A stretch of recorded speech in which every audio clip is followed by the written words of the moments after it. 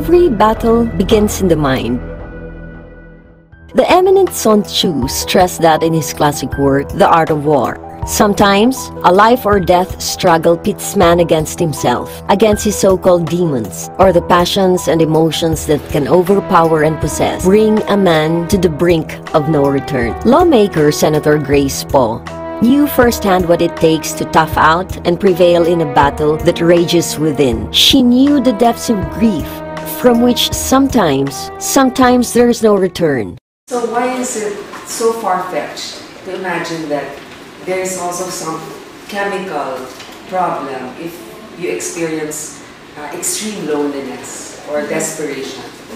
So that's what prompted me, because it's an area that is not openly discussed. So I feel that we need to address it. She lost her father, Fernando Poe Jr., whose stunning loss in the 1992 political contest must have been too heavy and honest to bear. She mourned. So did the nation mourn the tragedy that befell the citizenry, the body politic. I went through depression at that time. I was in the US. But there you could go through counseling. And the doctor didn't really feel the need to medicate me. Fortunately for her, those suffering from depression get a lot of support in the US, and she was able to surmount and defeat depression. She wants nothing less for her constituents who are in the same situation. There are lessons gained even in the most grievous of losses. For Senator Poe, it was a realization that mental health is of paramount importance, a vital need for building a stronger psyche and sinew of our nation. Consider what Senator Poe cites. People still think that depression is not an illness and is something that one eventually snaps out of. That's the reason why so many people who are depressed feel embarrassed to seek help. Depression, in all its guises and degrees, is deadly. It can lead to suicide, and that's what medical findings show. 9 out of 10 suicide cases stem from depression.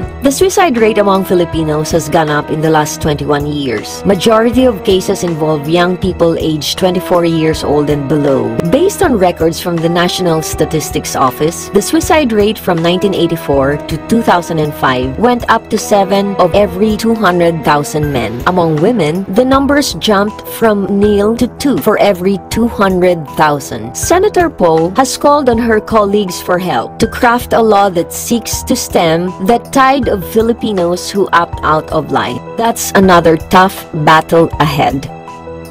This is, as reckoned by experts, a societal problem that requires deep structural changes in how we deliver healthcare. It is not a problem to be solved by jiggering with our diagnostic criteria.